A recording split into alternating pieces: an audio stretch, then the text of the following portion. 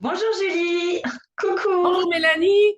bonjour tout le monde, on est ravis de vous retrouver aujourd'hui pour une nouvelle vidéo sur les divines essences. Oui. Comment ça va Julie? Ça va toujours bien. J'ai beaucoup de travail, j'ai beaucoup de commandes ces temps-ci, alors je donne tout mon cœur à mes clients, à mes commandes, à ma peinture. Mm. Ah, c'est génial, quand c'est l'effervescence comme ça, qu'on est en plein dans nos petites créations, ça c'est chouette. Ah, vraiment. Bon, super, on se Et retrouve, toi, ça va bien?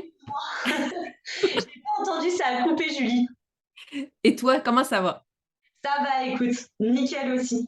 On a changé d'heure, nous, en France. Donc là, on bascule vraiment, tu vois, dans les journées qui raccourcissent, donc dans les énergies. On sent que l'automne, là, tu vois, descend tout doucement vers l'hiver, malgré des températures en France. Nous, en tout cas, dans le sud-ouest, on a encore des températures et des journées merveilleuses. Mais on sent, tu vois, petit à petit que, voilà, ça glisse doucement vers l'hiver. Mais ça Euh, va bien. Ça va bien. Là, c'est les vacances pour nous. Je suis en vacances avec mes petits loulous. Mais sinon, pas mal de choses aussi. Pas mal d'accompagnement, pas mal de travail. Mais c'est bien. Plein de créativité. J'adore ça. Ah, merveilleux. Bon, aujourd'hui, on se retrouve pour 4 nouveaux dessins, Julie. Oui. Oui, donc on va parler du nard, on va parler du laurier noble, on va parler de la lavande et de la divine essence d'ylang ylang. Alors, comme à notre habitude, on commence par la famille sorcière et puis après, on suit comme ça, sorcière avec l'énergie et la saison de l'hiver, justement.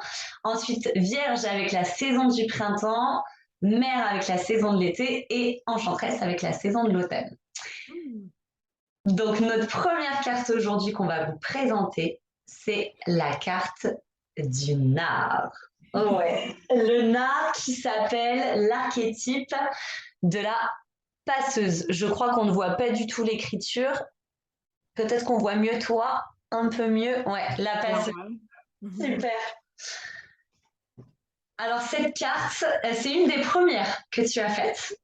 Ouais, si tu te souviens bien. C'est vraiment une divinescence qui m'a beaucoup accompagnée dans ma vie et qui m'accompagne encore très très régulièrement. C'est une essence que j'adore, le nard. Elle n'est pas toujours très connue. Il y a beaucoup de gens qui connaissent pas, qui n'ont jamais entendu parler de cette plante ou de cette huile essentielle. Alors c'est à la base c'est une plante. Nous l'oracle divinescence, pour rappel, vient nous parler des huiles essentielles. Donc vraiment la quintessence de la plante. Leur, je dirais, c'est leur forme la plus vibratoirement la plus élevée en fait, l'huile essentielle. Et le nard, c'est vrai qu'elle n'est pas très connue. C'est pas une plante ni une huile qui est très connue. Jatamanzi, c'est son nom, nard, Jatamanzi, qui veut dire esprit incarné. Et alors, effectivement, le nard, d'ailleurs, je trouve qu'on le voit très très bien sur ce dessin. Elle est très mystique. Je ne sais pas ce que toi tu peux en dire, comment tu l'as ressenti quand tu l'as peinte, mais le nard est véritablement une essence mystique et je trouve que ça transcende à travers ton dessin. Tu veux nous en parler un peu, Julie? En même temps, je vais te montrer le croquis. Ben, celle-ci aussi, encore une fois, m'a demandé un certain travail intérieur pour bien la cerner. Eh bien, tu vois, Euh, j'adorais déjà le croquis. C'est vrai que oui, quand hein. tu m'avais montré ce dessin, ça m'avait tellement percuté. Et même là, quand je le regarde, je me dis, ouais, vraiment, waouh, super beau, ce croquis. J'ai hâte que tu nous mettes des mots parce que c'est quand même une plante ici au Québec, moi non plus, je ne connaissais pas du tout. Je me demande si je pense que j'ai acheté l'essence pour la comprendre un petit peu plus. C'est dans nos premiers dessins. Euh, Puis, tu sais, bon, dessiner la plante, juste aller. Moi, à chaque fois, j'allais voir c'est quoi cette plante-là Mhm. sur Google. J'allais voir la plante, à quoi qu'elle ressemble, pour comment l'intégrer dans mon dessin. Mais je pense que tu parles de prêtresse. C'est quoi déjà? C'est la passion. Mais j'ai hâte que tu m'en parles parce que c'est vraiment un thème particulier. Elle se Oui. cache, mais elle est toute là en même temps, une grande présence qui vient démasquer des choses à l'intérieur de nous, je pense. Hein. Mais c'est tout à fait ça. Tu as super bien, tu vois, posé les mots, c'est-à-dire que à la fois elle se cache derrière le voile. Donc Oui, c'est ça. effectivement, hein, c'est ce qu'on voit sur ton magnifique dessin. C'est-à-dire que c'est comme si on avait plusieurs plans en fait sur ce dessin, un peu à l'image d'une scène de théâtre où on a la scène qui est devant là qu'on voit pas sur le dessin, on a le rideau, du coup le rideau rouge, et il y a tout ce qui se passe derrière en coulisses qu'on voit pas forcément avec cette femme qui est là, qui soulève le voile et qui regarde, et derrière cette forêt, en fait, cette forêt qui est baignée de lumière. Magnifique, je trouve, avec ces rayons-là qui transpercent les arbres, les troncs. Et effectivement, hein, on avait choisi aussi, si tu te rappelles bien, d'utiliser du noir pour faire sa cape, en fait. Ça, c'était vraiment quelque chose. En plus, on s'était pas concerté, et j'ai le souvenir de te dire, tu sais, ce voile, je l'aurais bien vu noir. Et là, tu m'avais dit, ah, c'est génial, parce qu'en fait, j'avais envie de le faire noir, mais au départ, tu n'osais pas trop. Tu m'avais dit, est-ce que du coup, et je t'avais dit, mais si, vas-y, laisse-toi inspirer, plonge à fond. Et effectivement, et en fait, il ne pouvait pas y avoir d'autre couleur que ce voile noir.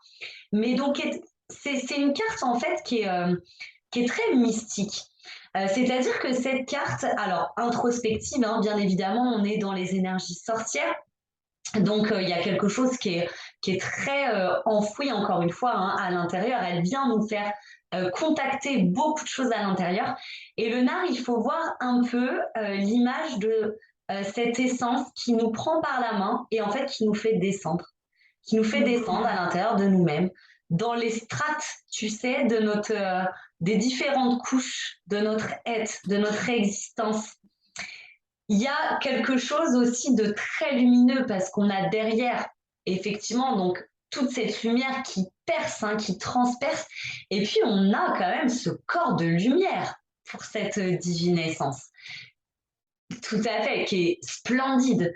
Et encore une fois, ça nous rappelle quoi? Eh bien, ça nous rappelle en fait notre, je dirais, notre essence originelle, notre essence divine et surtout cette élévation qui nous est possible en fait de mener, bien qu'on ait des choses qui soient enfouies, des choses qui soient cachées, des choses. C'est un peu l'initié le nard. Tu sais, comme si on était capable de voir en fait derrière le voile, de comprendre ce qui n'est pas forcément compréhensible en fait si on s'y intéresse pas plus que ça, si on n'est pas initié justement. Donc, il y a vraiment quelque chose de l'ordre d'initiation en fait de la vie. Le nard, elle vient vraiment nous initier au mystère de la vie.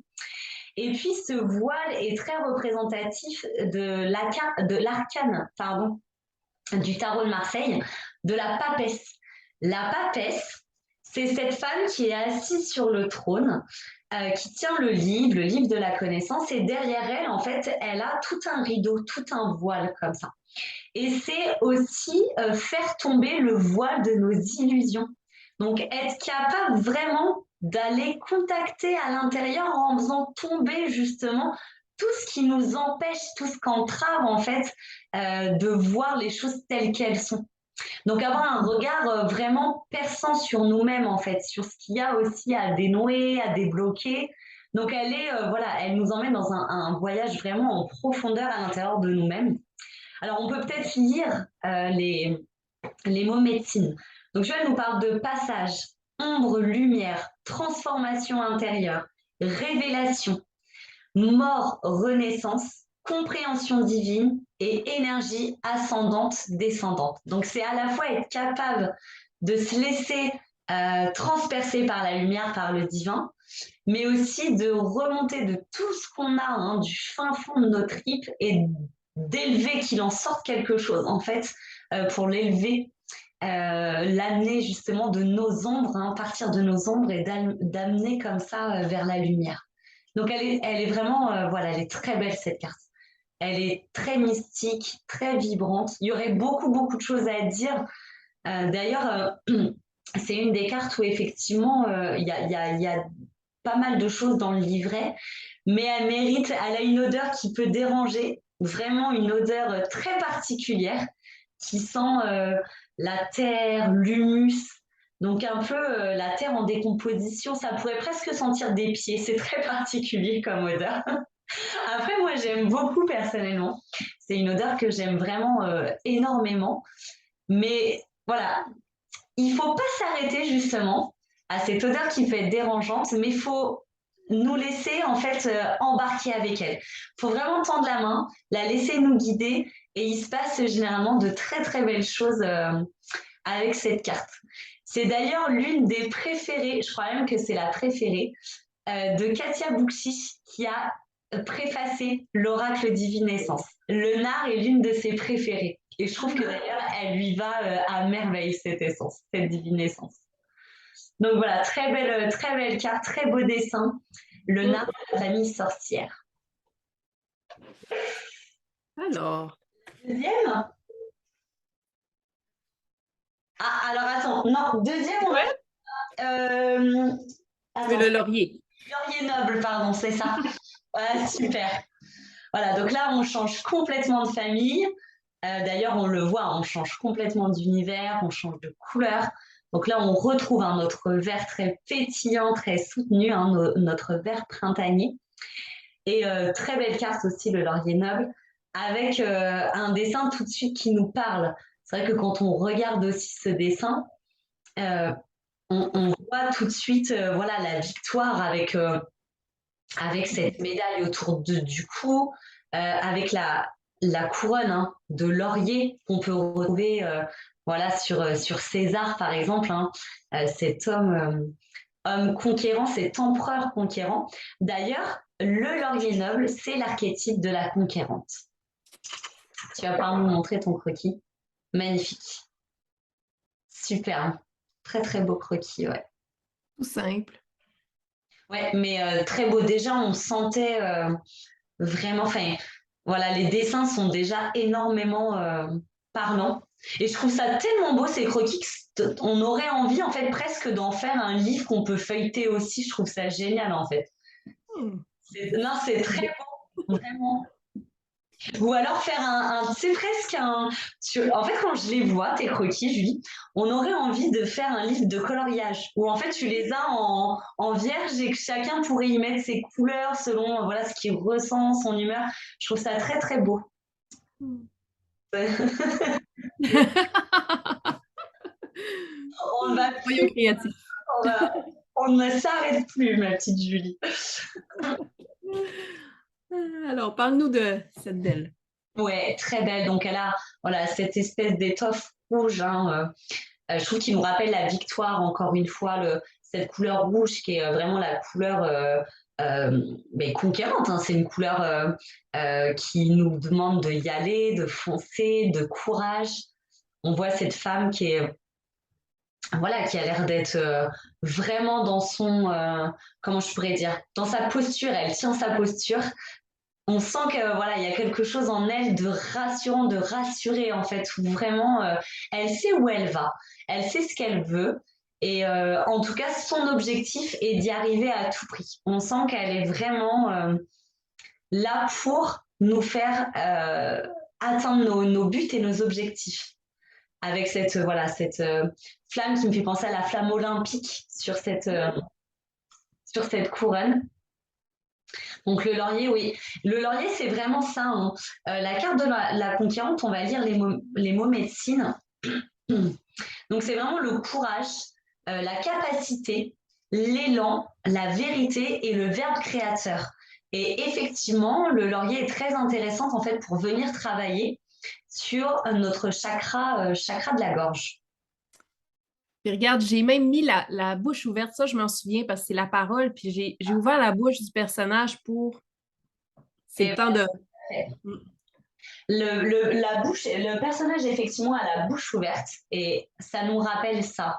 Du coup, ce verbe créateur, cette parole créatrice. Donc après, pour se connecter à cette figure de conquérante, j'ai envie de dire de s'accompagner en fait finalement de toutes les figures archétypales de l'histoire en fait qu'on connaît, donc que ce soit l'histoire nous en France ou vous au Québec, parce que vous devez aussi avoir des figures comme ça archétypales un peu conquérantes dans l'histoire de votre pays. Donc, de ne pas hésiter comment dire, à faire appel en fait à ces figures-là archétypales. Et puis, ce qui est chouette sur le laurier noble, ce qu'on peut préciser dans cette euh, fonction de verbe créateur, il faut savoir en fait que le laurier noble, c'était l'une des plantes qui était mastiquée en fait au temple d'Apollon, donc par la Pythie, donc l'oracle. Hein. On allait interroger l'oracle qui était le messager entre l'humain et le divin, à qui on posait les questions et qui allait interroger les dieux pour apporter à l'humain les réponses à ces questions. D'où le nom d'ailleurs d'oracle, ces jeux de cartes qu'on utilise, auxquels on pose une question et en tirant une carte, on a une réponse. Ça nous vient vraiment de l'Antiquité et de ces oracles qui étaient en fait dédiés dans des temples à un dieu ou à une déesse qu'on allait interroger. Donc, le laurier noble, c'était vraiment la plante qui était utilisée par l'oracle du temple d'Apollon. Et elle est vraiment, vraiment associée à cette déité finalement Apollon. Donc on peut vraiment faire appel à Apollon. On peut aller se renseigner sur le mythe d'Apollon quand on veut travailler comme ça et s'accompagner de cette divine essence. Intéressant. De la famille Vierge. Ouais. Le laurier noble. La troisième, oh, magnifique, la lavande. C'est mon premier dessin que j'ai fait. C'est exactement, tu vois, j'allais te le dire, si je me souviens bien, la lavande, c'est la première carte que je t'ai donnée et c'est le premier dessin que tu as fait. Ouais, très très beau. Eh bien, en fait, on retrouve, et c'est là où on se rend vraiment compte de l'énergie des familles, parce que les sorcières, on a vraiment des cartes qui sont, voilà, on sent que c'est introspectif, elles sont introspectives, pardon. L'énergie vierge, en fait, la famille vierge, on sent que c'est des cartes qui ont une force de vie, d'élan. Et les mères, ben, on retrouve ce côté de douceur, on retrouve enveloppant, très rassurant finalement, qui vient juste en regardant le dessin, on a l'impression déjà que ça apaise nos émotions, que c'est un baume au cœur. Donc la lavande qui est la mère guérisseuse, l'archétype de la mère guérisseuse. Elle est magnifique de beauté, de tendresse, cette carte. C'est vrai que le choix déjà des yeux fermés, elle a vraiment les mains croisées en fait au niveau du ventre, comme si elle était en train de bercer. Il y a vraiment cette idée de bercement. Et effectivement, la lavande, c'est une huile essentielle. Je pense que si des personnes connaissent une huile essentielle, c'est bien celle-ci, la lavande. C'est aussi une plante qui est très répandue, que tout le monde connaît hein, facilement. Et effectivement, la lavande, c'est pour moi véritablement très joli. L'archétype de la mère, mais de la mère qui guérit, de la mère qui prend soin. Et, euh, et oui, la lavande, elle est presque, on pourrait l'utiliser pour tout en aromathérapie. Elle est calmante, elle est légèrement sédative, elle est apaisante, elle est cicatrisante. En fait, on l'utilise, ça pourrait être l'huile essentielle universelle, presque, qu'on pourrait utiliser pour quasiment tout.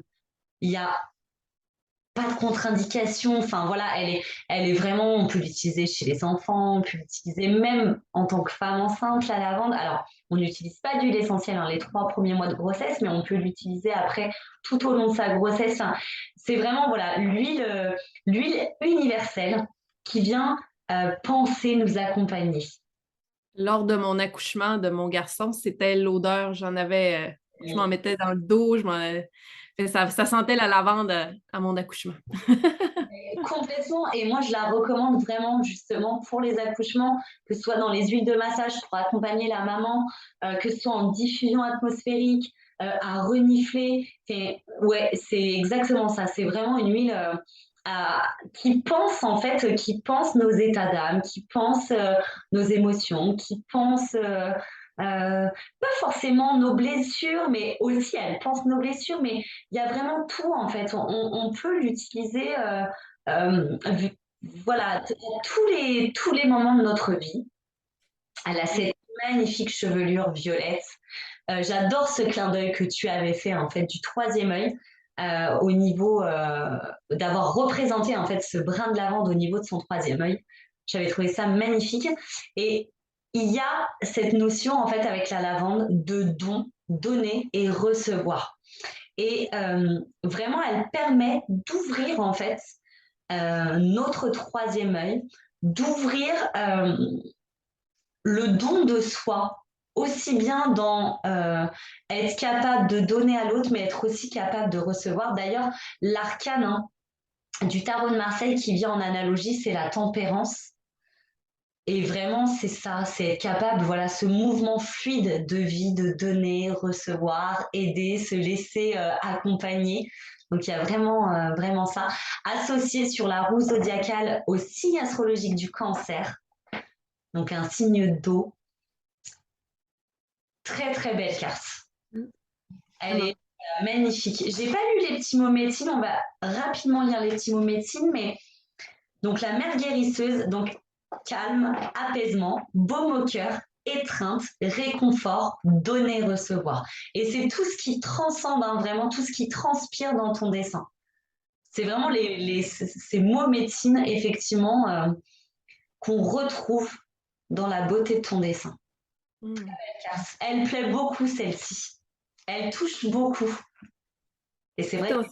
C'est encore, hein, mon art n'est pas complexe, il est quand même simple, mais je pense que j'arrive à transmettre quelque chose de puissant, comme tu disais la semaine passée. Très touchante. Hein.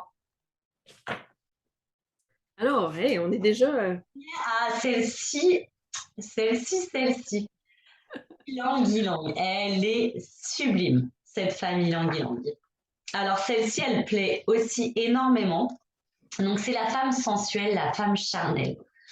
Alors, effectivement, elle a quelque chose de très sensuel, en fait, cette femme.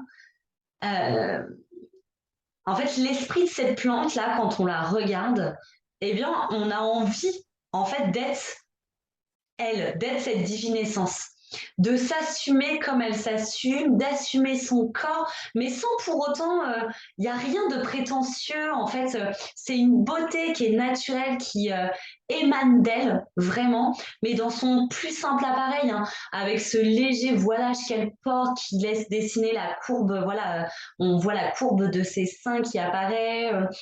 Il y a quelque chose, en fait, de très naturel, une beauté, mais pas artificielle, vraiment qui vient du cœur, qui s'assume complètement.